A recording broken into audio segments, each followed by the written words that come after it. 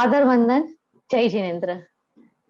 जैन साहित्य academy trust आयोजित जैन साहित्य के सर्टिफिकेट कोर्स के इस मंच पर आपका हार्दिक स्वागत है डॉक्टर दिलीप जी। जैन साहित्य का ये सर्टिफिकेट कोर्स के आरंभ 2 अक्टूबर से हुआ है और उससे आज हम लगातार ये हमारी यात्रा बढ़ रही है और आज ये हमारा 69वां लेक्चर है। आपको ये जानकर बहुत ही खुशी होगी दिलीप जी कि हमारे साथ 100 से ज्यादा स्वाध्यायी जुड़े हैं जिनको जैन साहित्य को जानने में रुचि है और आज आप इस मंच पर आए हैं उसकी एक विशेष प्रसन्नता हमारे मन में है। ऐसे तो आर्यकुलीन जो भाषा है उसके बारे में हम लोग काफी कुछ जानते हैं। जैन साहित्य उसमें जो रचा गया है, राजस्थान में हो या पंजाबी में हो, गुजराती मराठी तो आदि में है, किंतु द्रविड़ कुल की जो भाषा है और उसमें जो जैन साहित्य की रचना की हुई है हो हुई है उसके बारे में हम शायद ही कुछ जानते हैं। आप जैसे विद्वान जब आते हैं और हमारे साथ उस बारे में बात करते हैं कि कन्नड़ में या फिर तमिल भाषा में कि क्या वहाँ कैसा साहित्य रचा गया है और उसमें क्या उसकी विशेषता है, आज इस बारे में हमारे साथ विशेष रूप में बात करने के लिए डॉक्टर दिलीप धिंगे जी जुड़े हैं। मैं उनका फिर से एक बार स्वागत करते हुए उनका परिचय देना चाहूंगी आप सबको। दिलीप धिंगे जी ऐसे तो राजस्थान के उदयपुर से है किंतु आज हमारे साथ जुड़े हैं चेन्नई से। उनके बारे में अगर कुछ कहूँ तो राजस्थान के उदयपुर के जिला अंतर्गत जो पहाड़ों पर बसा एक छोटा सा गांव बम्बोरा के केलुपुश घर में जन्मे दिलीप धिंगे जी इस कहते हैं कि इस गांव के खुले आसमान तले तो कभी पेड़ की छांव में तो कभी गोरैया की चहचहाट के बीच उनकी अपनी स्कूल की पढ़ाई उन्होंने पूरी की और इसी प्राकृतिक वातावरण के साथ साहित्यिक साधना का भी उनका शुभारंभ हुआ था। करीब 3.5 दायके से ये श्रुत साधना में वे संलग्न है और इस दौरान हजारों रचनाएं सैकड़ों पत्र पत्रिकाओं में उनकी प्रकाशित हुई है, जिसका नाम यहाँ अगर हम लेने बैठे तो काफी समय चला जाएगा। जैन विद्या विषयक जो पत्र पत्रिका है उसमें जो सर्वाधिक प्रकाशित होने वाले बहुपठित अगर कोई साहित्यकार है तो वो है डॉक्टर दिलीप धिंगे जी। उनकी अनेकों अनेक रचनाओं को पुरस्कार तो प्राप्त हुआ है, प्रशंसा भी प्राप्त हुई है और लोक जीवन में लगातार उसकी चर्चा भी होती रहती है।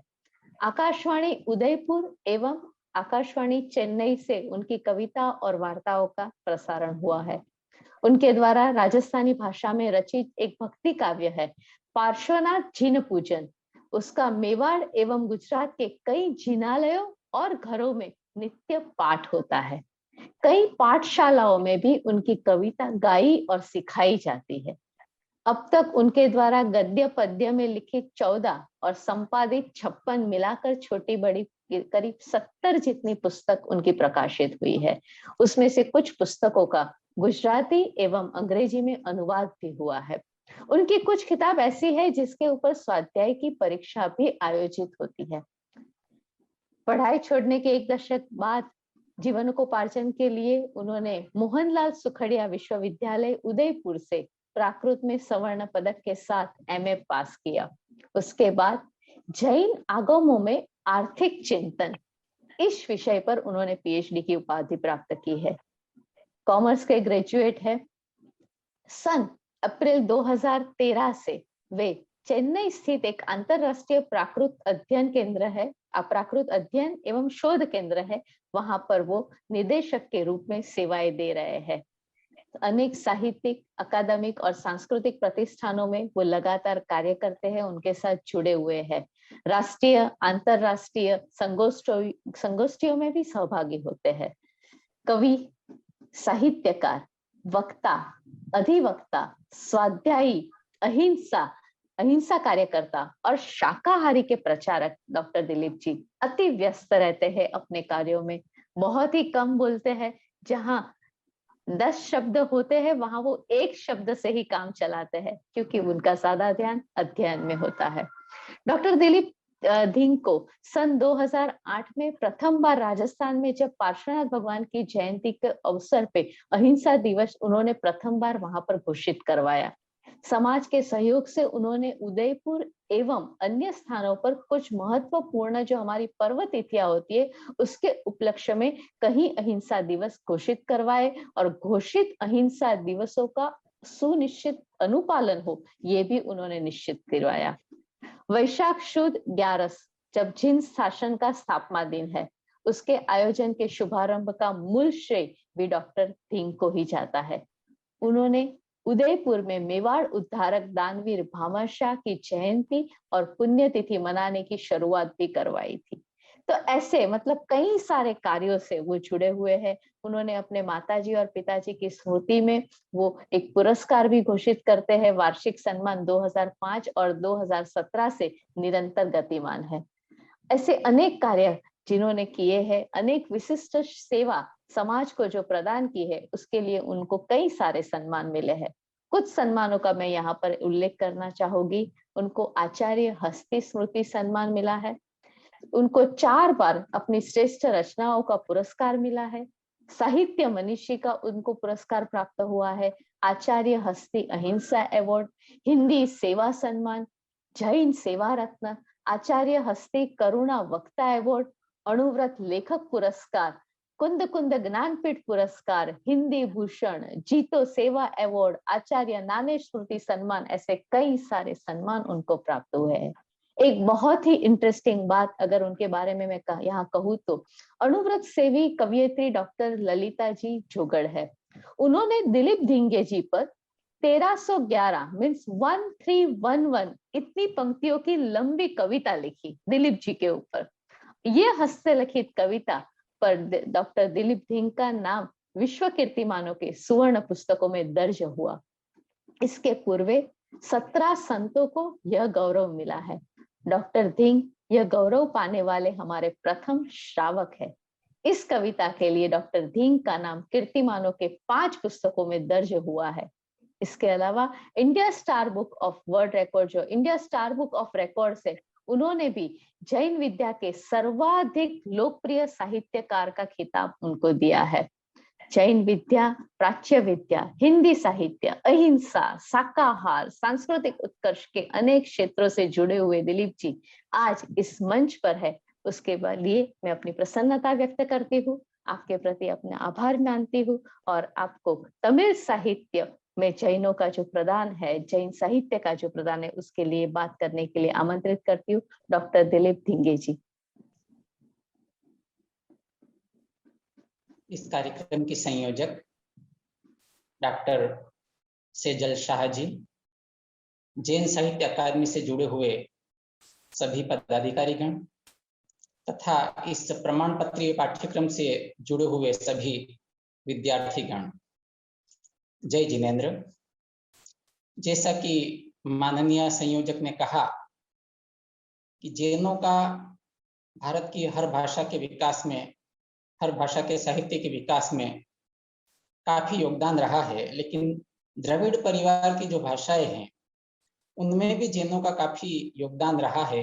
उसके बारे में प्रायः लोग कम जानते हैं, विशेष तौर से जो उत्तर भारत के हैं या जो गैर द्रविड़ क्षेत्रों में रहते हैं उन्हें उसके बारे में पता नहीं है। आज ये जो द्रविड़ भाषाएं होती है, 4 भाषाएं, उसमें प्रधान भाषा है तमिल भाषा।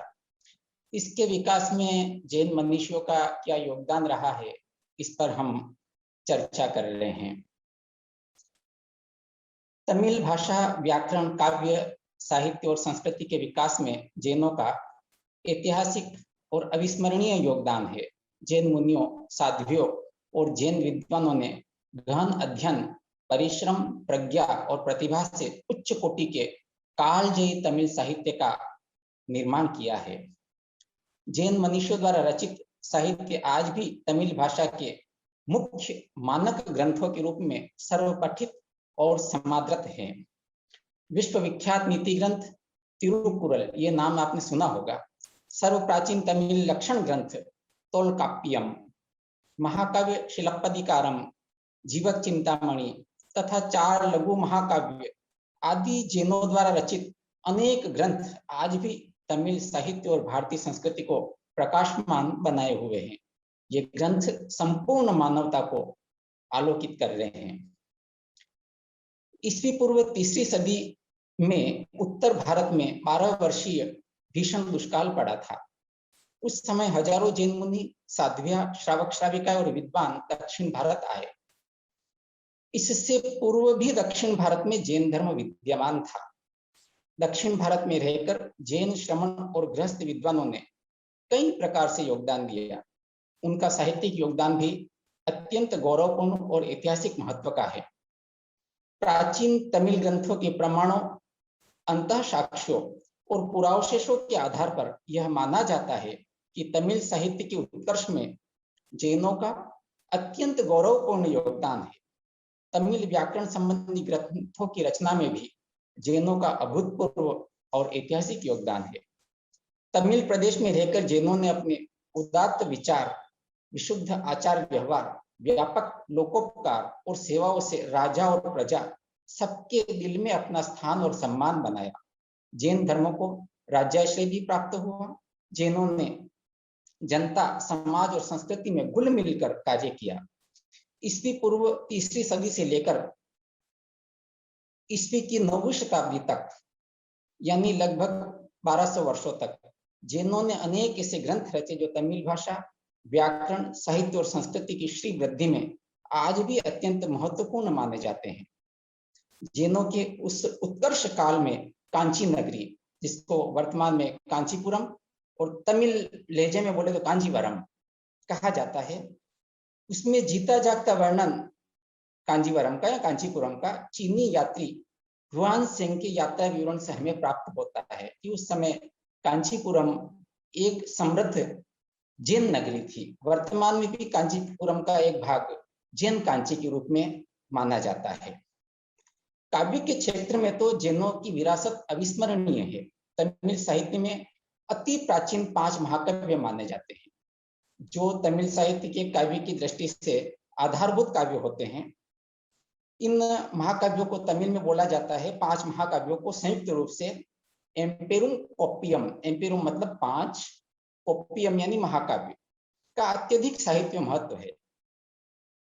ये 5 ग्रंथ है: शिलप्पदिकारम, मणिमेखले, जीवक चिंतामणि, वलयापति और कुंडलकेशी।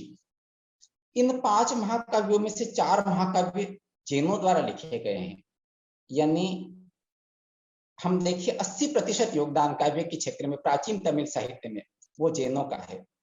शिलप्पदिकारम, जीवक चिंतामणि, वलयपति और कुंडलकेशी, ये चारों ही जैनों के द्वारा रचित हैं। इनमें सिर्फ मणिमेखले बौद्ध विद्वान द्वारा रचित हैं। इनमें से शिलप्पदिकारम और जीवक चिंतामणि आज भी उपलब्ध है, जिनका परिचय आगे मैं देने जा रहा हूं। कुंडलकेशी और वलयापति आज अनुपलब्ध हैं, लेकिन वलयापति ये काव्य का नाम है कि 100 पंक्तियां आज उपलब्ध हैं। उन पंक्तियों से यह सिद्ध होता है कि उसके प्रणेता यानी उसके रचनाकार जैन धर्मावलंबी थे। इसी प्रकार तमिलनाडु की एक पूर्व डीजीपी हुए थे एस श्रीपाल, वो तमिल जैन थे, और जिस संस्था में अभी मैं हूँ वो अभी दिवंगत है, जैन विद्याशोध प्रतिष्ठान या रिसर्च फाउंडेशन फॉर जैनोलॉजी, इसके वो चेयरमैन रहे आजीवन और जैन विद्वान भी थे वो। उन्होंने ये सिद्ध किया कि कुंडलकेशी ग्रंथ, जिनमें काफी विद्वान ऐसा कहते हैं कि वो बौद्ध परंपरा के विद्वान द्वारा लिखा गया है, उनका कहना था कि कुंडलकेशी भी जैन महाकाव्य है। तो इस तरह से 5 महाकाव्यों में से 4 महाकाव्य जैनों द्वारा रचित थे। उनमें से 2 अभी भी पूरी तरह से उपलब्ध हैं, एक आंशिक रूप से उपलब्ध है, एक अनुपलब्ध है। तमिल काव्य कृतियों में एक शब्द मिलता है द्रमिला। इसका शब्दार्थ है 3 भाषाओं में पांडित्य। वो 3 भाषाएं कौन सी? तमिल, प्राकृत और संस्कृत। विद्वानों का विचार है कि द्रविड़ शब्द की व्युत्पत्ति द्रमिला से ही हुई है। प्राचीन तमिल भूमि के अनेक जैन साधु साध्वी और जैन विद्वान इन तीनों भाषाओं में समान अधिकार रखते थे। हमारा एक प्राचीन जैन आगम है प्रज्ञापना सूत्र और समवायांग सूत्र भी है। उनमें एक बात आती है कि अर्धमागधी प्राकृत जानने वाले को भाषा आर्य कहा गया है। अर्धमागधी का लेख विधान ब्राह्मी लिपि में 18 प्रकार का बताया गया है। उनमें 2 प्रकार हैं, तामिली और द्राविणी। यह उल्लेख प्राकृत, तमिल और द्रविड़ भाषाओं तथा ब्राह्मी लिपि के अंतर संबंधों का बहुत बड़ा प्राचीन प्रमाण है। तमिल प्राकृत संबंध का यह बहुत बड़ा आधार है।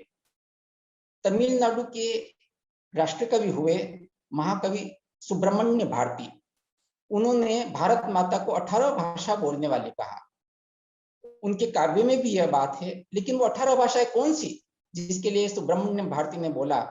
वो 18 भाषाएं जो ब्राह्मी लिपि के 18 विधान है वो ही है। इसका संदर्भ जैन ग्रंथों से हमें मिलता है कि सुब्रमण्य भारती ने क्यों 18 भाषाएं बोलने वाली भारत माता कहा। यह बात जोर देकर कही जाती है कि तमिल पर संस्कृत का विशेष प्रभाव है, लेकिन तथ्य यह है कि संस्कृत का ही नहीं, प्राकृत का भी प्रभाव है और प्राकृत का अधिक प्रभाव है। भारतीय भाषाएं संस्कृत से अधिक प्राकृत की ऋणी है, और जो संस्कृत शब्द तमिल में या अन्य भाषाओं में स्वीकार किए गए हैं उनमें भी अधिकांश का प्राकृतिकरण किया गया है या हो गया है। शब्दों का प्राकृतिकरण और सरलीकरण प्राकृत भाषा की ही विशेषता है। हिंदी को सरल बनाने में भी प्राकृत का बड़ा योगदान है। यही योगदान सभी भाषाओं को लोकोपयोगी बनाने में प्राकृत का रहा है। हम जो तमिल भाषा में रचे हुए ग्रंथ है उनके कुछ प्रमुख ग्रंथों का यहाँ हम परिचय देते हैं। तोलकाप्पियम, ये बहुत बड़ा प्राचीन ग्रंथ है और लक्षण ग्रंथ है, यानी भाषा के बारे में और व्याकरण के बारे में बताने वाला ग्रंथ है। वर्तमान में उपलब्ध तमिल भाषा का सबसे प्राचीन लक्षण ग्रंथ इसे माना जाता है। तमिल भाषा में तोल का अर्थ अति प्राचीन होता है और कोप्पियम का अर्थ काव्य है, जो पहले मैं बता चुका हूं।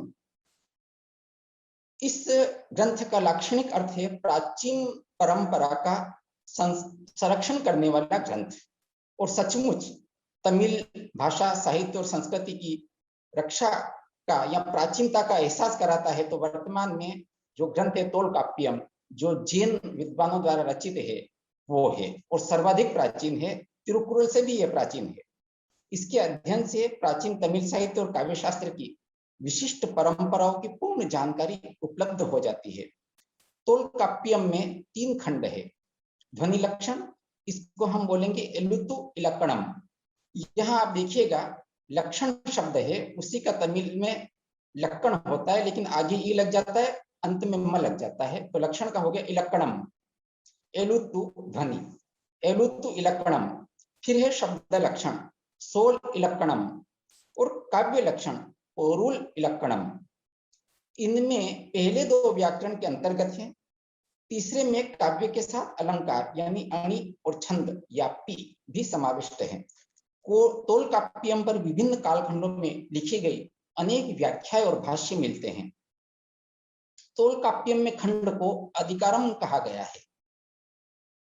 हम प्राकृत साहित्य देखते हैं तो उसमें जो अध्याय होते हैं उनका नाम होता है अधिकार। भले हम शोरशेनी प्राकृत का देखें और अर्धमागधी का प्राकृत का देखें तो अधिकार का अर्थ होता है अध्याय। इसी शब्द को यहाँ तमिल में तोलकाप्पियम में भी प्रयोग किया गया है, और उसी का तमिल शब्द है अधिकार का अधिकारम, क्योंकि तमिल में महाप्राण ध्वनियां नहीं होती है। उल्लेखनीय है कि प्राकृत भाषा के प्राचीन ग्रंथों में भी कई ग्रंथों में खंड अध्याय को अधिकार कहा गया है, और इसमें भी यह अधिकारम तमिल का रूप है। इसके रचनाकार का नाम कवि तोलकाप्पियर है। तोलकाप्पियर तमिल काव्य शास्त्र के प्रथम आचार्य और सबसे बड़े व्याकरण है। कवि के नाम से इस ग्रंथ का नाम पड़ा है। इसमें कवि के लिए अंतणर और मुक्कोर भगवर शब्द प्रयुक्त हैं। ये शब्द श्रमणों यानी जैन संतों के लिए प्रयुक्त किए जाते हैं। तोलकाप्पियम के रचना काल में विद्वानों में मतभेद हैं। इस ग्रंथ के आंतरिक, बाहरी और अन्य साक्ष्यों के आधार पर माना जाता है कि तोलकाप्पियर ईसा पूर्व 1000 से ईस्वी पूर्व 600 में रहे होंगे। वे कवि होने के साथ ही व्याकरण, भाषा वैज्ञानिक, दार्शनिक, इतिहासवेत्ता और समाजशास्त्री भी थे।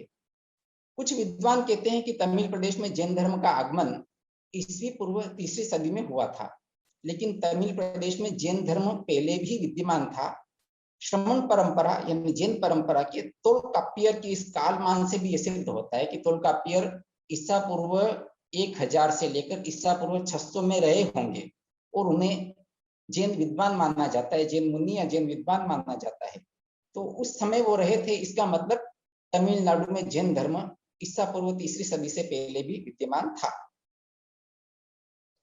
दुष्काल के फलस्वरूप जैनों और बौद्धों का तमिल प्रदेश में आगमन ईसा पूर्व 2री सदी में 3री सदी में हुआ था। जैन यहाँ पहले से भी थे, जबकि बौद्धों का आगमन पहली बार था।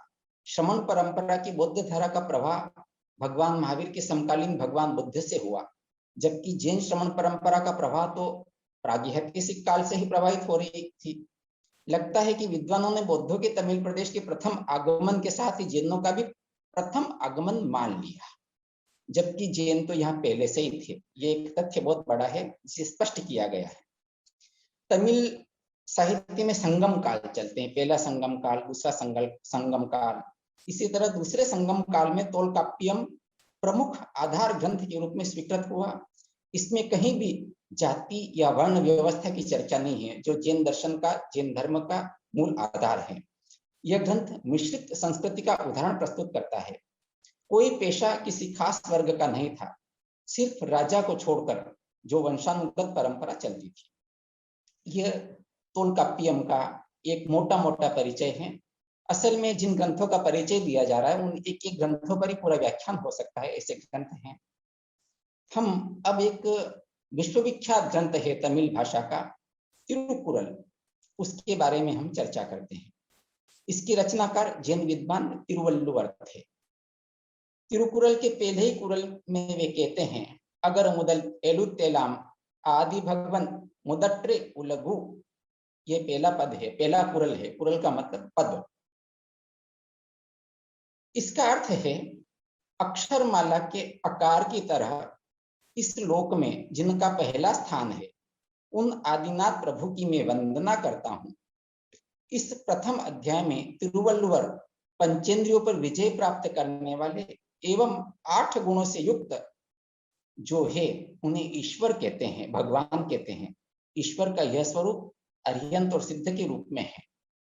यह आंतरिक साक्ष्य है कि तिरुवल्लुवर जैन परंपरा के अनुगामी थे।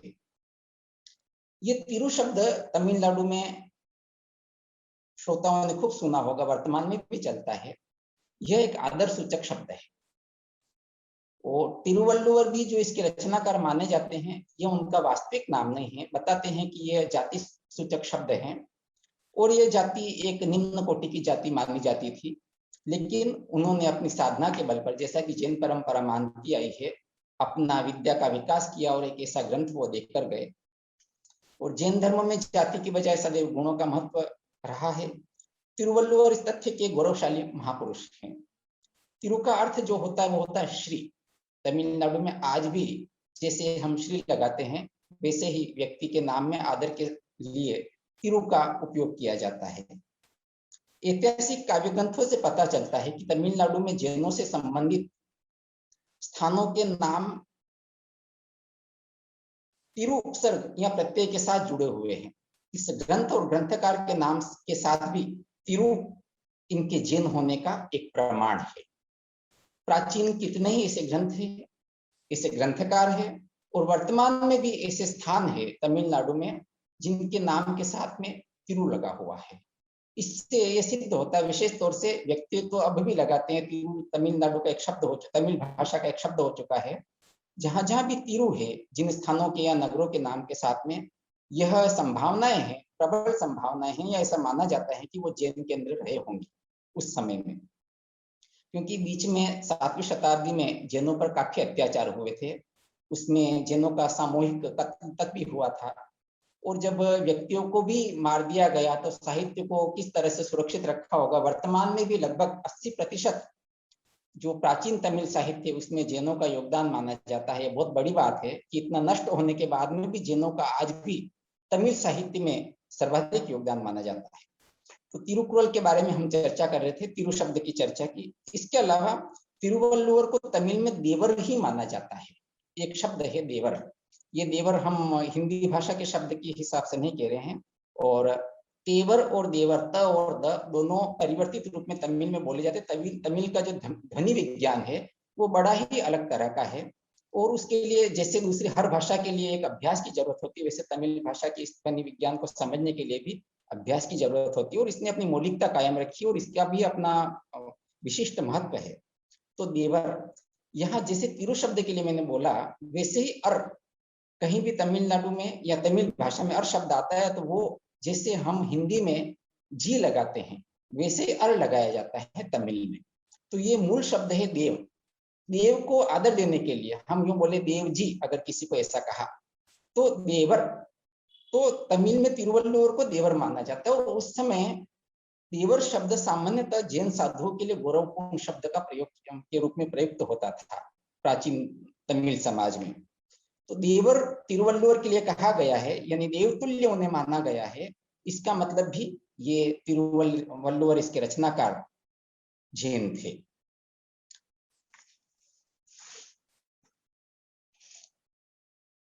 इस तरह से जैन संतों को तमिल भाषा में देवतुल्य माना जाता था और देवर बोला जाता था। अनेक जैन संतों के नाम के साथ में देवर शब्द आता है।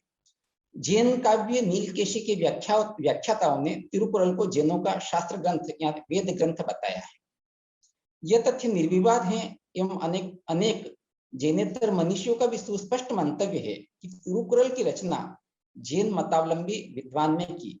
लेकिन कुछ लोगों का यह कहना सही नहीं है कि तिरुकुरल के रचनाकार आचार्य कुंद थे। तिरुकुरल की विषय वस्तु, अंत साक्षी, तिरुवल्लुवर का कालखंड आदि तथ्य यह सिद्ध करते हैं कि तिरुवल्लुवर और कुंदाचार्य जैन संस्कृति के दो अलग अलग महापुरुष थे। तिरुकुरल का रचना काल ईसा पूर्व 3वीं शताब्दी से ईस्वी पूर्व की 1ली शताब्दी माना जाता है। तमिल वेद या तमिल आगम के नाम से सम्मानित इस नीति ग्रंथ में 1330 कुरल है यानी पद है। एक जो दोहा होता है उस दोहे का 1.5 दोहा जितना इसका पद है, लेकिन हर पद इतना अर्थ गंभीर है। इसमें अभी तक जितनी प्राचीन प्रतियां प्राप्त हुई है उसमें एक भी प्रति में किसी भी प्रकार का पाठ भेद नहीं है, यानी तिरुकुरल पूरा के पूरा मूल रूप में आज भी प्राप्त होता है।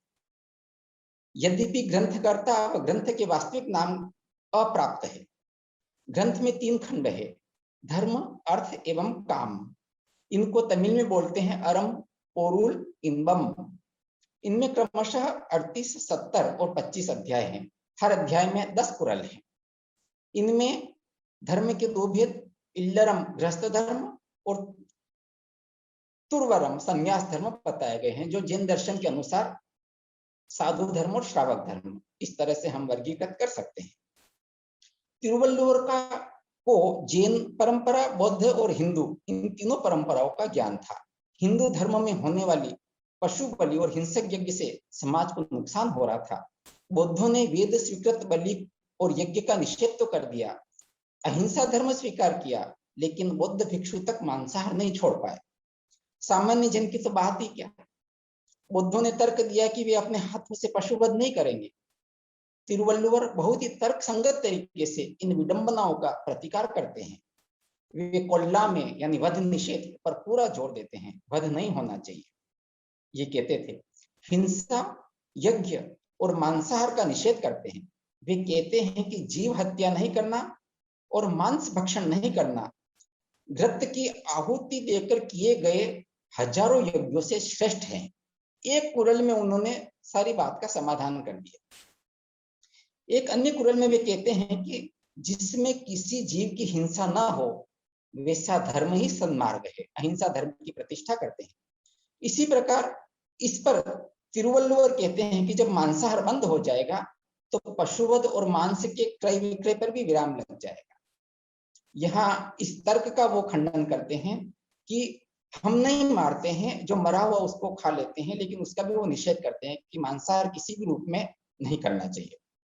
अहिंसा की भांति तिरुवल्लुवर अनेक सामाजिक मूल्यों और मानवीय आवश्यकताओं का निरूपण करते हैं, जैसे सत्य, अचौर्य, दया, दान, तप, शिक्षा, नशा मुक्ति, प्रेम, आतिथ्य, मृदुवाणी, कृतज्ञता, न्यायप्रियता, संयम, क्षमा, परोपकार, वर्षा, खेती। 133 ऐसे अध्याय हैं जिनमें अलग अलग विषयों का विवेचन किया गया है। ऐसे ही अहिंसामय और आडंबर मुक्त और समतामय समाज के प्रतिष्ठापक तिरुवल्लुवर के लिए प्रोफेसर शंकर राजू नायडू कहते हैं कि तिरुवल्लुवर ने वास्तविक भारत को अभिव्यक्त किया है। ये जो अहिंसामय और समतामय समाज की व्यवस्था का प्रतिपादन तिरुवल्लुवर करते हैं, तिरुकुरल में करते हैं, यह वास्तविक भारत की अभिव्यक्ति है। संपूर्ण तमिल समुदाय में तिरुकुरल सर्वमान्य है। कोई इसको चाहे जैन मनीषियों का माने या नहीं माने, लेकिन तिरुकुरल एक अत्यंत सम्मानित ग्रंथ है। इस ग्रंथ के गौरव की प्रशंसा सभी देशों के श्रेष्ठ विद्वान कर चुके हैं। इसका अनुवाद हिंदी और अन्य भारतीय भाषाओं के अलावा अंग्रेजी, लैटिन, जर्मन, फ्रेंच आदि दुनिया की अनेक भाषाओं में हो चुका है। कई भाषाओं में एक से अधिक अनुवाद भी हुए हैं। विद्वानों ने इस पर अनेक विवेचन और भाष्य लिखे हैं। मद्रास विश्वविद्यालय में इतिहास और पुरातत्व के आचार्य V.R. रामचंद्र दीक्षितर के अनुसार तिरुकुरल भारतीय साहित्य का गौरव है। संस्कृत साहित्य में जो स्थान वेद और भगवत गीता को प्राप्त है, तमिल साहित्य में वही स्थान तिरुकुरल को प्राप्त है। अब हम जो महाकाव्य है जैनों द्वारा रचित तमिल साहित्य के, उनका जिक्र करते हैं। इसमें सबसे प्रथम और प्राचीन महाकाव्य है शिलप्पदिकारम। जैन संत और कवि इलंगो अडिगल ये इस महाकाव्य के रचनाकार का नाम है। यह तमिल साहित्य का प्रथम महाकाव्य है।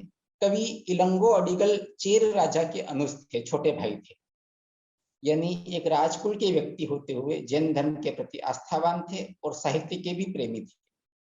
इसमें 5730 पद हैं। लगभग ईसा की दूसरी तीसरी शताब्दी इसका रचनाकाल माना जाता है।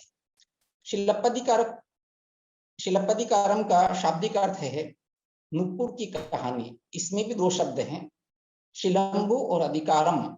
वो अधिकार का बारे में बता दिया कि अध्याय को और अधिकार को, खंड को, पुस्तक के खंड को अधिकार बोला जाता है। और शिलंबु का अर्थ होता है नुपुर, पाजेब, पायल। तो ये नुपुर की कहानी है। इस पूरी कहानी में एक नुपुर के आसपास सारी कहानी चलती है। इस काव्य के नायक नायिका कोवलन और कन्नगी है। नायिका कन्नगी अपने पतिव्रत धर्म, साहस और सदाचार के कारण सर्वपूज्य बन जाती है। केरल में इनका मंदिर आज भी है और तमिलनाडु में इनके नाम के अनेक स्थान है, कई जगह प्रतिमाएं हैं। अंत में ये नायक और नायिका दोनों जैन साध्वी कौंती अडिगल के श्रेष्ठ आचार विचार से प्रभावित होकर जैन धर्म में दीक्षित हो जाते हैं। यह महाकाव्य 3 भागों में विभाजित है, जिसमें चोल, पांड्य और चेर राज्यों का वर्णन है। इस काव्य में नायिका कन्नगी के शील और शौर्य का अनुपम वर्णन है। समस्त नारी जाति के लिए कन्नगी का जो व्यक्तित्व है, जो चरित्र है, वह आज भी प्रेरणा का स्रोत है। वह साहस के साथ गलती करने वाले राजा को भी दंडित करती है। जैन दर्शन के कर्मवाद का भी कथा के रूप में जीवंत चित्रण हुआ है। महाकाव्य में कवि ने तत्कालीन तमिल समाज का सजीव चित्र प्रस्तुत करने के साथ साथ समाज में प्रचलित नृत्यों, व्यवसायों आदि का भी परिचय दिया है। इस काव्य में राम, कृष्ण, शिव, विष्णु आदि की भी मुक्त प्रशंसा की गई है। यह ग्रंथ सार्वभौमिक उदारता और सहिष्णुता का आदर्श प्रस्तुत करता है। दूसरा महाकाव्य है जीवक चिंतामणि। यह जैन मुनि तिरुतक्कदेवर, अब इनका नाम है, मूल नाम है तक्क, उसमें तिरु उनके सम्मान के लिए है, लेकिन पूरा नाम उसी रूप में बोला जाता है, तिरु लगेगा ही लगेगा। तिरुतक्कदेवर, देवर अंत में लग रहा है, द्वारा रचित 9वीं 10वीं सदी का जैन महाकाव्य है। इसमें 4 पंक्तियों की कुल 3145 पद हैं। इसमें पहली बार विरुत्तम वृत्त छंद का प्रयोग किया गया है। परवर्ती कवियों ने भी इस छंद का अनुसरण किया। तमिल साहित्य में यह छंद आज भी काफी महत्वपूर्ण माना जाता है। डॉक्टर एम शेषन के शब्दों में, इस काव्य में विशेष सौंदर्य के कारण तमिल भाषा में एक नई आभा प्रदर्शित हुई। वास्तव में तमिल भाषा और साहित्य के लिए यह एक अमूल्य अवदान माना जाता है। कल्पना की सुंदरता, विचारों की गहराई, उपमा, उत्प्रेक्षा आदि काव्य अलंकारों के सुंदर प्रयोग से यह एक अतुलनीय काव्य बन गया। तिरुकुरल की भांति यह ग्रंथ भी 3 खंडों में विभक्त है, धर्म, अर्थ और काम। अंतिम खंड काम या प्रेम बहुत संक्षिप्त है। इसमें केवल 30 पद हैं। इस काव्य में कवि ने बहुत ही तर्क सम्मत तरीके से जैन सिद्धांतों की उपादेयता और जैन धर्म की श्रेष्ठता प्रतिपादित की है। इसकी अनेक टीकाएं उपलब्ध हैं। इसके टीकाकारों ने भी इसे जैन काव्य माना है। धर्मराजर नामक जैन विद्वान ने इसका सटीक विवेचन किया है। तिरुकुरल के प्रख्यात टीकाकार परिमेल अलगर ने अपनी टीका में अनेक स्थलों पर जीवक चिंतामणि के उद्धरण दिए हैं। इसी प्रकार शिलप्पदिकारम के टीकाकार अड्यारकुनल्लार तथा तोलकाप्यम के टीकाकारों ने भी जीवक चिंतामणि के उद्धरण दिए हैं। इससे इस महाकाव्य की महिमा उजागर होती है। एक महाकाव्य में नहीं गिना गया लेकिन उपलब्ध महाकाव्य है पेरम कथे। ये महत्वपूर्ण जैन महाकाव्य है। कोंगू नाडु के मुखिया कोंगुवेलिर ने इसकी रचना की। यह तमिल काव्य पेशाची प्राकृत भाषा में कवि घुणाढ्य द्वारा रचित बृहद कथा पर आधारित है।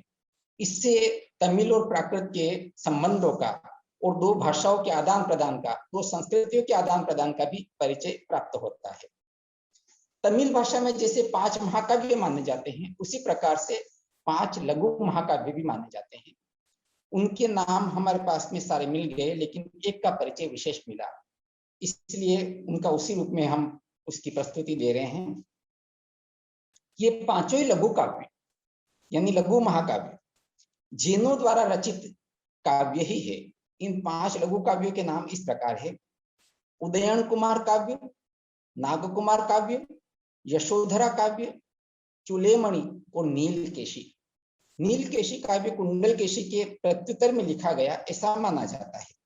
समय दिवाकर और वेमन मुनि ने इस पर टीका भी लिखी है।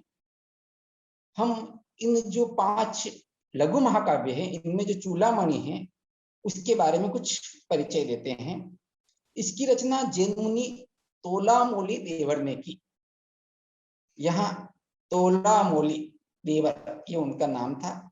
इसकी तुलना जीवक चिंतामणि से की जा सकती है। यह जैन दर्शन का वर्णन करने वाला तमिल का श्रेष्ठ महाकाव्य है। श्रमण मेलगोला के कुछ शिलालेखों में भी इस काव्य का उल्लेख मिलता है।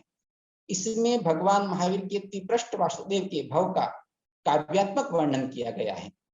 सन 2013 में रिसर्च फाउंडेशन फॉर जैनोलॉजी से यह काव्य पहली बार अंग्रेजी में अनुवाद के साथ में 2 खंडों में प्रकाशित हुआ। ये विद्वानों का मानना है कि चूलामणि आदि ग्रंथों का कंब रामायण पर भी प्रभाव हुआ। उल्लेखनीय है कि 12वीं सदी में कवि कंबर द्वारा लिखित कंब रामायण तमिल भाषा की प्रसिद्ध और पहली राम कथा है।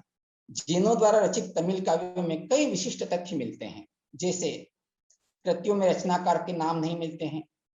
सांसारिक जीवन की रंग बिरंगी पगडंडियों से गुजरती हुई कथा अंत में संयम के मार्ग पर आगे बढ़ जाती है। इन कथाओं में खलनायक मानव नहीं होता है, अपितु मानव द्वारा ही किए हुए बुरे कर्म या पाप कर्म होते हैं। कि दोष किसका है? दोष तो हमारे कर्मों का है, इसलिए कर्मों को खलनायक बना दिया जाता है, व्यक्ति को नहीं बनाया जाता है। सर्वत्र अहिंसा और सहिष्णुता के स्वर गूंजते हैं। सफलता और आत्मविजय के लिए पुरुषार्थ, तप, आराधना आदि पर बल दिया जाता है। यदि हम गौर करें तो किसी भी भाषा की जैन साहित्य, जैन मनुष्यों द्वारा रचित साहित्य में इस प्रकार की विशेषताएं मिल जाती हैं। अब हम एक विशेष तमिल ग्रंथ की चर्चा करने जा रहे हैं, परिचय देने जा रहे हैं। नालडियार। नाल का अर्थ होता है 4।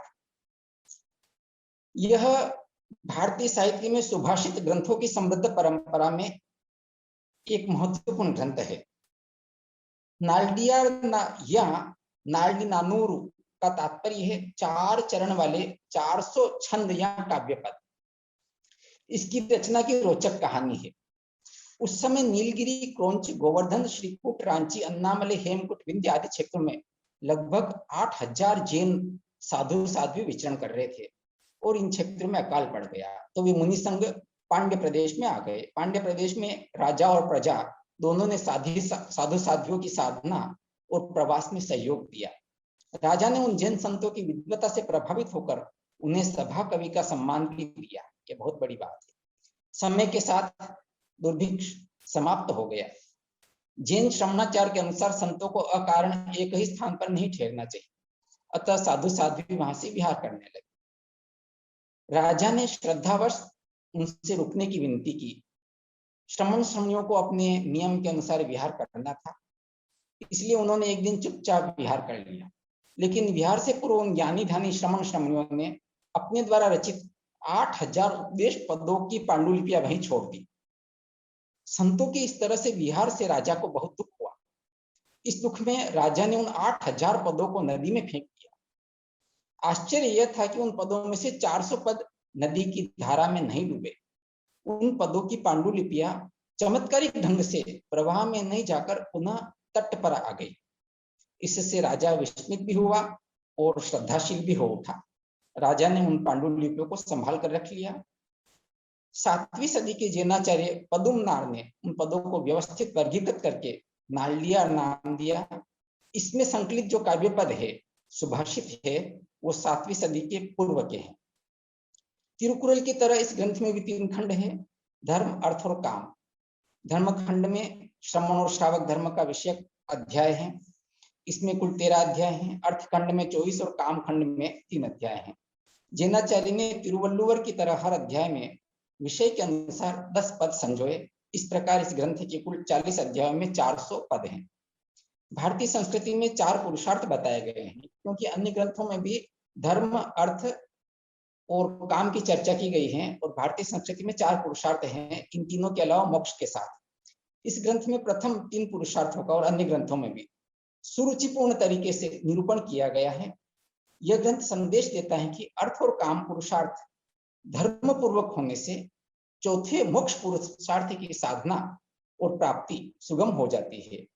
मानवीय मूल्यों और मर्यादाओं का यह उत्तम ग्रंथ है। इसमें बहुत ही सरस पद्धति से जीने की श्रेष्ठ कला बताई गई है। इसमें दार्शनिक चिंतन, तत्वज्ञान और नीतिमय जीवन की अनुपम छटाएं हैं। तमिल व्याकरण के एक महत्वपूर्ण ग्रंथ की हम चर्चा करने जा रहे हैं, जो वर्तमान में भी काफी महत्वपूर्ण बना हुआ है तमिल जीवन में, तमिल भाषाई जीवन में, नन्नुल। यह तमिल व्याकरण की रचना भवनंदी भट्टारक ने की थी। भट्टारक संत तुल्य होते हैं, संत ही होते हैं। यह बहुत ही अच्छा व्याकरण माना जाता है। आज भी तमिल विद्यार्थियों के लिए पाठ्य पुस्तक में स्वीकृत ग्रंथ है नन्नुल। प्राचीन ग्रंथ तोलकाप्पियम के समान इसका महत्व स्वीकृत है। उसका प्राचीनता के आधार पर और मूल ग्रंथ के आधार पर महत्व स्वीकृत है, और नन्नुल का वर्तमान में भी इसको तमिल भाषा सीखने के लिए व्याकरण के रूप में पाठ्य पुस्तकों में स्थान बना हुआ है। विषय की व्यापकता और स्पष्टता की दृष्टि से इस ग्रंथ के समकक्ष परवर्ती काल का अन्य कोई ग्रंथ नहीं है। इसमें ध्वनि विज्ञान और रूप विज्ञान पर विचार हुआ है। कुछ और रचनाएं भी जैनियों द्वारा रचित जो ध्यान में आई हैं, यापेरुम कलविरुत्ति और यापेरुम कलकारी के, ये 11वीं सदी की रचनाएं हैं। इनकी रचना जैन मुनि अमुद सागर यानी अमृत सागर अगर हिंदी में बोले तो ने की। इसमें तमिल छंदों का विस्तृत विवेचन किया गया है। संस्कृत से तमिल में लिखे गए वर्णव्रत छंदों के भेदों का विवेचन भी इसमें किया गया है। जैन विद्वान गुणशेखर ने इन पर सुंदर टीकाएं लिखी हैं। छंद शास्त्र का ज्ञान प्राप्त करने के इच्छुक तमिल छात्रों के लिए इन ग्रंथों का अध्ययन आवश्यक माना जाता है। अगला ग्रंथ है पलमोली नानूरू। इसके लेखक है मुन्नुरे अरेयनार। ये जैन मुनि थे। ग्रंथ के आरंभ में ये अशोक वृक्ष के नीचे ध्यानस्थ परमात्मा की वंदना करते हैं। इसमें संकलित 400 पदों में हर एक के साथ एक एक कहावत मिली हुई है। उस कहावत को ही तमिल में पलमोली कहा जाता है, इसलिए इसका नाम हुआ पलमोली नानूरू। सिरुपंचमूलम, यह भी एक नीति ग्रंथ है। इसके लेखक करियासन एक जैन साधु है। इसमें 100 कविताएं हैं। हर कविता में 5-5 उपदेश हैं। एलादी मणिवत्तव्यार रचित इस काव्य के 80 पदों में 6 उपदेश हैं। एलादी के लेखक ने प्रेम सिद्धांत पर भी एक काव्य रचा है, जिसका नाम है तिणे माले नुट्रिम्बदु। इसमें 153 पद हैं।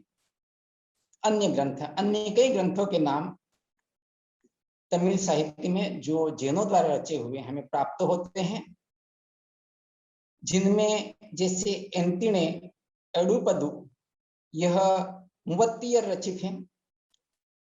तिरुनुट्र ननादि, इसमें इसके रचनाकार का नाम है अविरोधीनाथर मुनि। चूड़ामणि निघंटु मंडल पुरुष रचित। और नेच्चिरार, मेक्वर पुराण, किलिविरुत्तम, निरिविरुत्तम, एलिविरुत्तम आदि अनेक कृतियां जैन संतों या जैन विद्वानों द्वारा रची गई है। श्री पुराण ग्रंथ, चिंतामणि आदि अनेक ग्रंथ भी जैनों ने रचे हैं। इन ग्रंथों की तमिल भाषा संस्कृत मिश्रित भी है। इसे मणिप्रवाल शैली कहा जाता है। तमिल विद्वानों ने इस शैली को ठीक नहीं माना। उनका मानना है कि इस प्रकार के मिश्रण से तमिल भाषा की स्वाभाविकता और सुंदरता नष्ट हो जाती है।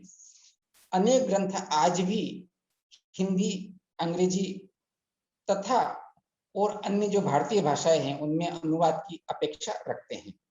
इन सब के अलावा भी तमिल में शिलालेखी साहित्य का भी बड़ा महत्व है। तमिलनाडु में जैन धर्म अपने पूरे उत्कर्ष में था, पूरे वैभव में था। तो हम वर्तमान में भी ऐसे शिलालेख मिलते हैं। काफी शिलालेख तो समय के साथ में गुम हो गए, लेकिन वर्तमान में काफी शिलालेख मिलते हैं। वर्तमान में लगभग 600 जैन शिलालेखों का विवरण उपलब्ध है। यदि खोज जारी रखी जाए तो और भी अभिलेख मिल सकते हैं। इस प्रदेश का कोई जिला ऐसा नहीं है जहां कोई अभिलेख उपलब्ध नहीं हो। यह अभिलेख गुफाओं, चट्टानों, मंदिर की दीवारों, मूर्तियों की पीठिकाओं आदि पर खुदे हुए हैं। ये शिलालेख ब्राह्मी लिपि और तमिल लिपि में लिखे मिलते हैं। कुछ शिलालेख ईस्वी पूर्व कालखंड के भी हैं। यह अभिलेख तमिलनाडु के राजनीतिक, सामाजिक और धार्मिक जीवन पर ऐतिहासिक प्रकाश डालते हैं। इस संबंध में 503 अभिलेखों के विवरण की एक पुस्तक जैना इंस्क्रिप्शंस इन तमिलनाडु और टोपोग्राफिकल लिस्ट 1987 में प्रकाशित हुई थी। यह प्रकाशित पुस्तक तमिलनाडु में जैन धर्म के प्रभाव का सामाजिक और राजनीतिक आकलन करती है। इन सब ग्रंथों के अलावा भी जैनों ने अनेक विषयों और विधाओं में तमिल साहित्य की रचनाएं की। सन 470 के आसपास वज्ररंजी नंदी राजा के सहयोग से मदुरै में तमिल जैन साहित्य के प्रचार के लिए तमिल संगम की स्थापना हुई थी। इसी समय कवि अरुणकालन वेयादर ने अरुणकाल चेम्पू और कवि मुनेपाडियार ने अर्नेरी सारम नामक नीति ग्रंथ की रचना की।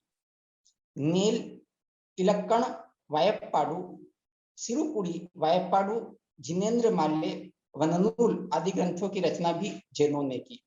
जैनों ने गणित, ज्योतिष, खगोल, भूगोल, कोश विज्ञान, वास्तुशिल्प, ललित कला विषय ग्रंथ रचकर भी तमिल साहित्य संपदा को समृद्ध किया। मौलिक कृतियों के अलावा प्राकृत और संस्कृत साहित्य के तमिल में अनुवाद के द्वारा भी जैन मुनियों, साध्वियों और विद्वानों ने तमिल साहित्य के विकास में उल्लेखनीय योगदान किया। प्राकृत और संस्कृत साहित्य की अनेक विधाओं, कलाओं, कथाओं और विचारों को नई भावभूमि और नई भाषा शैली में तमिल में लाने का कार्य जैन मनीषियों ने किया। उस समय के साहित्य और संस्कृति प्रेमी शासक जैनों की साहित्य साधना में सहयोगी बने। अनेक संघर्षों के बावजूद जैनों ने ज्ञान की अलग जगह रखी, जिसका उजाला आज भी तमिल प्रदेश में बिखरा हुआ है। तमिल साहित्य को जैनों का जो अवदान है उसकी एक मोटी मोटी झलक कुछ ग्रंथों के परिचय के साथ में आपके सामने यहाँ प्रस्तुत की गई हैं। और इनके बारे में कोई आप प्रश्न भी हो तो हमारे सामने रख सकते हैं। हाँ जी, डॉक्टर दिलीप धिंगे जी ने आज हमारे साथ तमिल भाषा में जो जैन साहित्य की रचना हुई है और जिस तरह का तमिल भाषा में प्रदान रहा है जैनों का, उसके बारे में हमें एक ऊपर से एक आलेख दिया।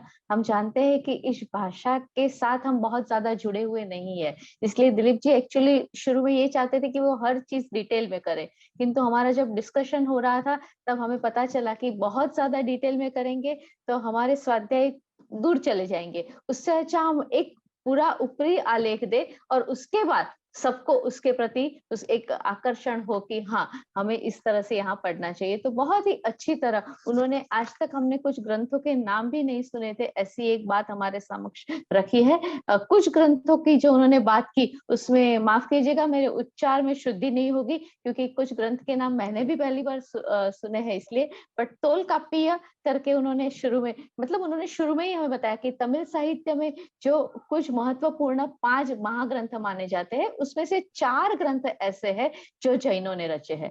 मतलब 80% लिटरेचर जैनों का एक कंट्रीब्यूशन है, और ये बहुत ही बड़ी बात है कि 80%। और वैसे ही उन्होंने आगे जाकर ये भी बताया कि 5 लघु महाकाव्य है वो भी जैनों द्वारा रचित है। तो कितना बड़ा कंट्रीब्यूशन है। और उसमें उसके बाद उन्होंने वो ग्रंथों के नाम बताए हमें कि तोलकाप्पिय करके ग्रंथ है, और साथ में वो हमें थोड़ी थोड़ी तमिल भाषा से भी परिचय करवा रहे थे। बहुत ही अच्छी तरह उन्होंने बताया कि लक्षण करके जो है तो आगे ई लगता है और पीछे म लगता है, तो ई लक्कणम ऐसे करके उन्होंने बताया। फिर उन्होंने एक जगह हमें ये भी बताया कि देवर, तो हिंदी शब्द का देवर मतलब वो हस्बैंड का छोटा भाई नहीं, किंतु उसका अर्थ जो होता है अर मतलब जी, किसी को हमें अगर आदर से बुलाना है, और इसीलिए देव को आदर देते हुए देवर शब्द का, और इसीलिए कई सारे लेखक थे जिनके नाम के पीछे अर इस तरह लगता था। वैसे श्री के लिए तिरु शब्द है, तो तिरुकुलम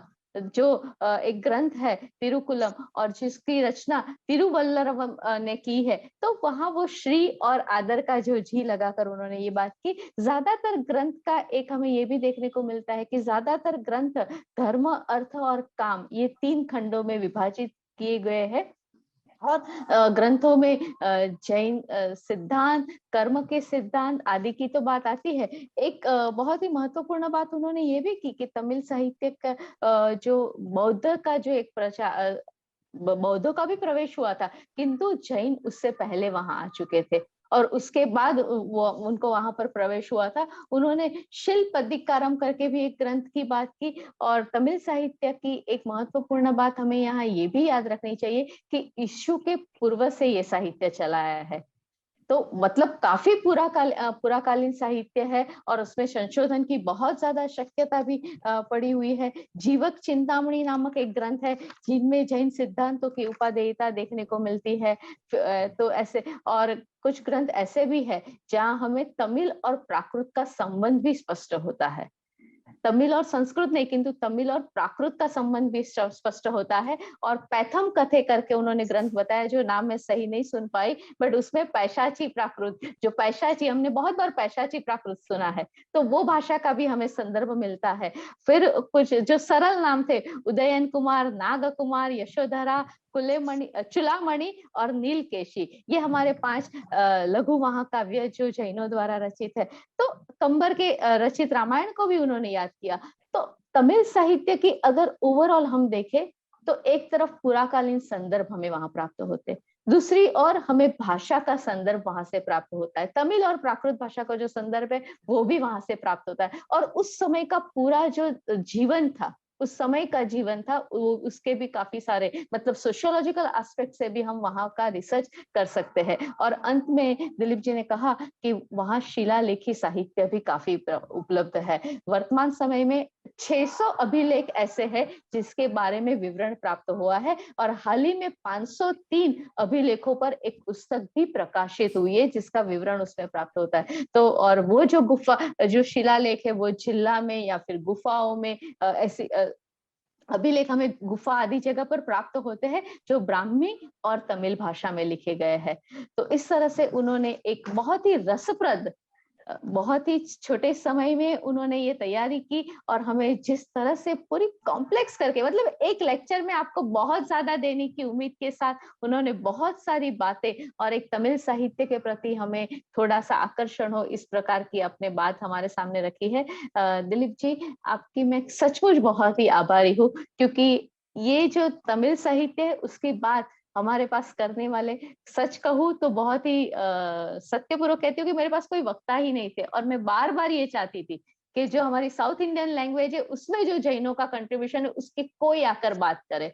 और आपने जिस तरह सहर्ष उसका स्वीकार किया और हमारे स्वाध्यायों को ये जो परिचय दिया, उसके लिए मैं आपकी बहुत ही आभारी हूँ। आपकी परवानगी के साथ 2-3 प्रश्न आए हैं, तो हम उसको यहाँ रखना चाहते हैं। बताइए। जी। एक सवाल शुरू में किसी ने पूछा था कि जो ग्रंथों के आप नाम बता रहे थे, उसमें से कुछ ग्रंथ का ट्रांसलेशन हिंदी या गुजराती में हुआ है क्या? विशेष तौर से तिरुकुरल का तो हिंदी में काफी अनुवाद हुए हैं, 1 से अधिक हुए। गुजराती में भी पक्का हुआ होगा। तिरुकुरल एक विश्व प्रसिद्ध ग्रंथ है। इसकी एक प्रति प्राकृत भारतीय अकादमी से प्रकाशित हुई है। इसमें तमिल, हिंदी और अंग्रेजी तीनों भाषाएं हैं। और इसके अलावा भी हिंदी अनुवाद के अन्य ग्रंथ भी अलग अलग आकारों में अलग अलग प्रकार से प्रकाशित हुए हैं। एक प्रश्न ये आया है कि अंडाल जी के बारे में अगर आप कुछ बता सके तो, संत अंडाल जी के बारे में। संत अंडाल तमिलनाडु की एक महिला संत हुई है और उन्हें तमिलनाडु की मीरा माना जाता है, इतना मुझे मालूम है। आप कुछ विशेष क्या जानना चाहेंगे उनके बारे में? नहीं, बस यहाँ निर्वाज काफी तुलनात्मक आलेख हमें पढ़ने को मिलते हैं कि जिस तरह से उत्तर भारत में या राजस्थान, गुजरात में मीरा हुई, वैसे ही भक्त अंडाल इधर तमिलनाडु में हुई है। Thank you sir. बहुत सारे लोगों ने तो एक्चुअली आपके व्याख्यान के प्रति अपना आनंद और हर्ष व्यक्त किया है, तो ज्यादातर लोग तो बहुत ही खुश हुए हैं। और एक सवाल ये पूछा है कि तमिल लिपि जो है वो कितनी पुरानी होगी? तमिल लिपि को काफी पुराना माना जाता है, काफी पुरानी है लिपि भी और भाषा भी। और सबसे बड़ी बात है, तमिल भाषा और लिपि की प्राचीनता को वर्तमान में भी बहुत हद तक सुरक्षित रखा हुआ है। यह बहुत बड़ी बात है। और तमिल समुदाय को अपनी भाषा और लिपि दोनों पर बड़ा गर्व है। ये एक प्रेरणादायक बात भी है। और संभवतः इसी वजह से आज भी तमिलनाडु में संस्कृति और परंपराएं बची हुई है। अब कितनी पुरानी आपने पूछा है, तो हम कह सकते हैं कि जितना पुराना इतिहास जाता है उतनी पुरानी तमिल भाषा भी जाती है। जैसे प्राकृत की प्राचीनता सिद्ध होती है, संस्कृत की प्राचीनता सिद्ध होती है, उसी तरह से तमिल भाषा की भी प्राचीनता सिद्ध होती है। और तमिल और प्राकृत का रिश्ता भी हमने बहुत सारे ग्रंथ है वो हमें सिद्ध करते हैं कि तमिल और प्राकृत दोनों एक तरह से, प्राकृत ग्रंथ ये कहते हैं कि तमिल भी प्राकृत की जो 18 बोलियां थी उनमें एक तमिल भी हुआ करती थी। ऐसा यहाँ लिपि विधान थे, 18 लिपि विधान उसमें हुआ करते थे। और हम सुब्रमण्यम भारती का भी बताया। हमने कई विद्वानों से पूछा कि 18 भाषाएं कौन सी, आप बताइए। तो बोले नहीं पता। सुब्रमण्यम भारती ने उस समय किसे कह दिया होगा, भारत की जितनी भाषाएं है वो सारी भाषाएं मान लो। मैंने कहा सारी भाषाएं मान ले, ये बात ठीक है, आपकी दृष्टि अच्छी है, लेकिन उन 18 कहने के पीछे कुछ कारण तो होगा। वो कारण हमें जैन में मिलता है। आज समस्या यह है कि जो जैनेतर विद्वान है वो जैन ग्रंथों को प्राय नहीं पढ़ते हैं। और अनेक संदर्भ भारतीय संस्कृति के कहें, तमिल संस्कृति के कहें या और अन्य संस्कृतियों के, वो जैन ग्रंथों में और प्राकृत साहित्य में, तमिल साहित्य में हमें प्राप्त होते हैं। अगर वो उनका भी अध्ययन करें तो अनेक भाषा की, साहित्य की, समाज की, इतिहास की गुत्थियां सुलझ सकती है। और तमिलनाडु एक ऐसा प्रदेश है, आज भी यहाँ जैनों की आबादी भले कम हो, लेकिन जैन संस्कृति के तत्व यहाँ के सामाजिक जीवन में विद्यमान है। उसकी वजह है उन लेखकों का इतना बड़ा परिश्रम। वो नहीं रहे लेकिन उनके सिद्धांत आज भी कायम है। दिलीप जी, एक प्रश्न नीलेश भाई ने पूछा है, नीलेश गड़ा ने, इस Tamil language is older than Sanskrit? हाँ, ये प्रश्न अच्छा है। संस्कृत को भी पुरानी माना जाता है और विद्वानों में इसके बारे में मतभेद है। इसलिए हम ये कहें कि ये पुरानी या वो पुरानी, तो लोग अनावश्यक विवाद में जाते हैं। सच्चाई ये है कि तमिल, संस्कृत और प्राकृत तीनों ही प्राचीनतम भारतीय भाषाएं हैं। और तुलनात्मक रूप से हम किसी एक को पुरानी बताएं, दूसरे को बताएं, इसमें विद्वानों में मतभेद है। इसलिए एक राय हम नहीं दे पाए। जी, और एक अक्षिता संघवी जी ने प्रश्न पूछा है, इन प्राकृत देयर इज अर्धमागधी, मागधी और शौरसेनी। प्राकृत में अर्धमागधी है, मागधी है या शौरसेनी है? जब हम सिर्फ प्राकृत शब्द बोलते हैं तो सारी प्राकृत भाषाएं आ जाती है। प्राकृत भाषा में एक शब्द प्रयोग, आप भी जैन दर्शन का अध्ययन करते हैं, प्राकृते ये शब्द प्रयोग करते हैं, यानी सभी प्राकृत। तो उसमें अर्धमागधी भी है, मागधी भी है, शौरसेनी भी है। अर्धमागधी में भगवान भगवान महावीर ने अपना उपदेश दिया था, ऐसा श्वेतांबर ग्रंथ कहते हैं। और श्वेतांबर ग्रंथों की जो आगम ग्रंथ है प्राचीन स्तर के, वो अर्धमागधी भाषा में ही है। मागधी भाषा में लिखे हुए बहुत कम साहित्य मिलता है। और शौरसेनी प्राकृत की जहां तक बात है, दिगंबर साहित्य जितना भी हो शौरसेनी साहित्य प्राकृत भाषा में है।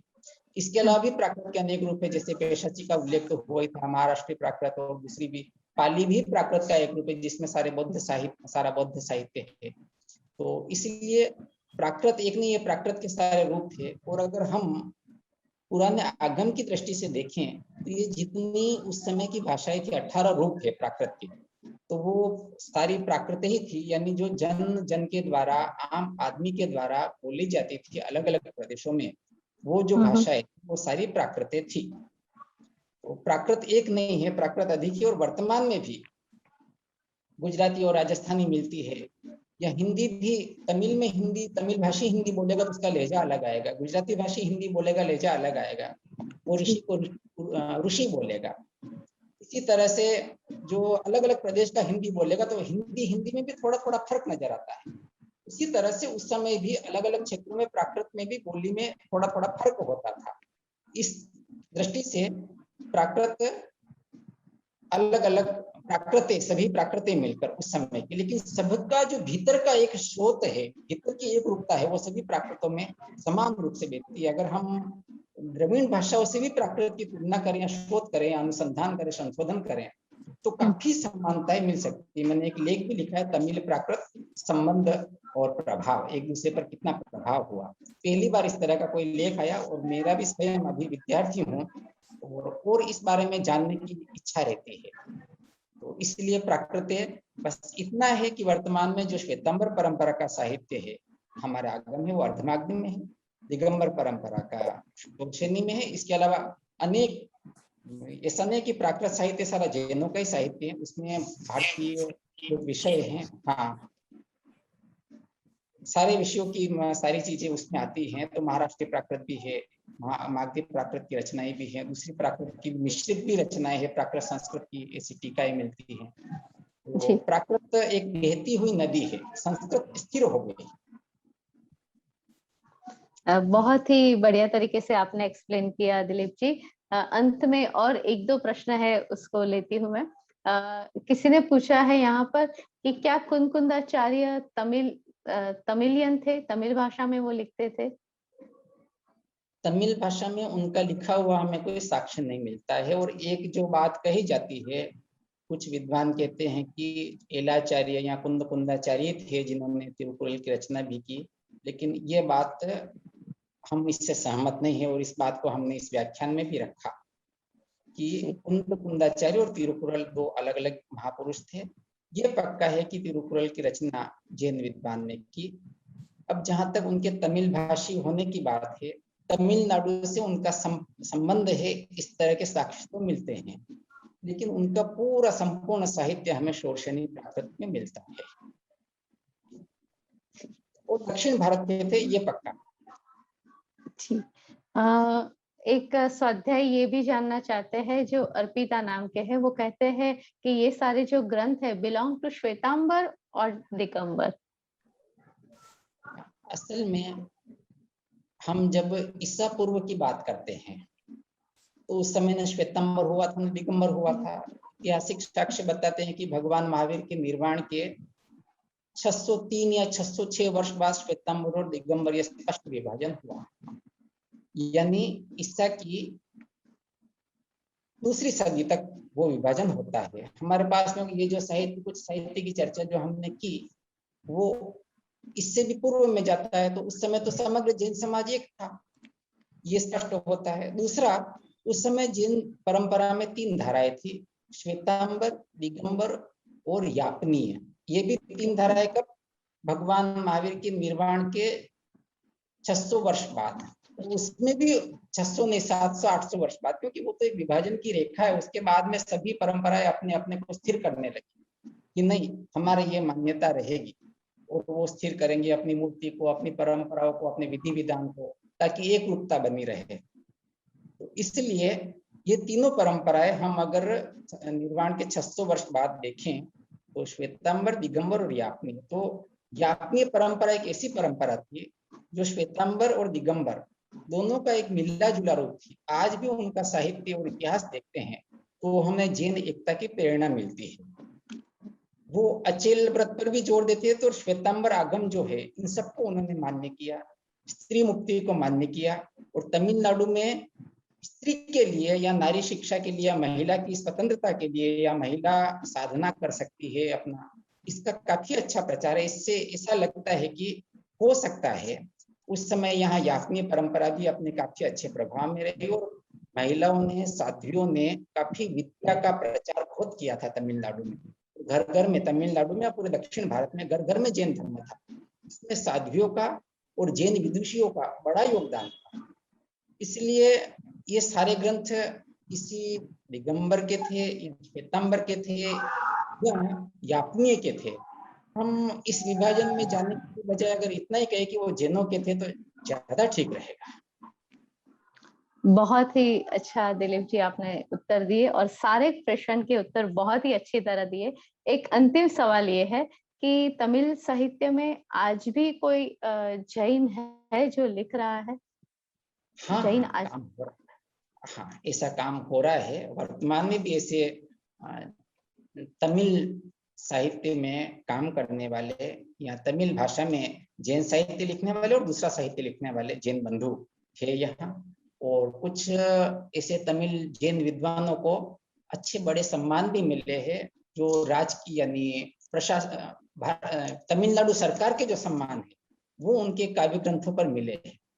और कुछ ऐसे हमारे परिचित मित्र भी हैं जो वर्तमान में भी तमिल में ग्रंथ लिपि होती है। उस ग्रंथ लिपि में तमिल भाषा में श, तालव्य और मूर्धन्य श नहीं होते हैं, सिर्फ स होता है।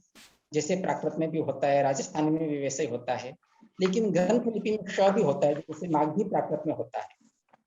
और इस तरह की जो पुरानी लिपियां हैं उन पर भी कुछ काम हो रहा है, लेकिन ये काम ऊंट के मुंह में जीरा जितना हो रहा है। उसकी वजह है समाज का अकादमिक कार्यों के प्रति ध्यान नहीं है कि ऐसे विद्वानों का संरक्षण करें, उन कामों को आगे बढ़ाएं। दूसरा कारण, यहाँ का जो समुदाय है वो व्यवसाय में ज्यादा व्यस्त है और दूसरे सेवा कार्य करता है, वहां भी अकादमिक दृष्टि से वो कमजोर है।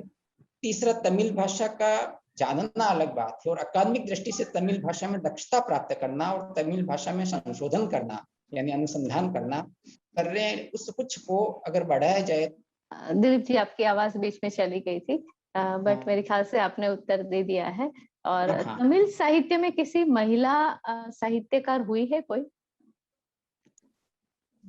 महिला साहित्यकार, ये जो रचनाएं हैं, जैसे हमने नालियार का नाम लिया था, वो किसी एक हाँ व्यक्ति की रचना नहीं है। हाँ अनेक हाँ, साधुओं के जो 400 पद वो छोड़ दिए थे, ठीक। उनमें उन पदों का संग्रह एक जैनाचार्य थे पदुमनाथ, उन्होंने किया था। तो उसमें हमारा मानना है कि उनमें अनेक पद साध्वियों के भी थे, और साध्वियों का योगदान रहने के बावजूद थोड़ा सा अगर इतिहास को हम देखते हैं तो हर जगह हम मुनि शब्द का एक प्रयोग कर लेते हैं। मुनि थे, हो सकता है वो साध्वी भी हो या श्रम जैन मुनि थे या जैन संत थे, उनमें साध्वी भी हो सकती है। फिर भी आपने स्पष्ट रूप से पूछा है, तो ये एक मेरे लिए भी सवाल है जिसका मैं उत्तर ढूंढूंगा अभी।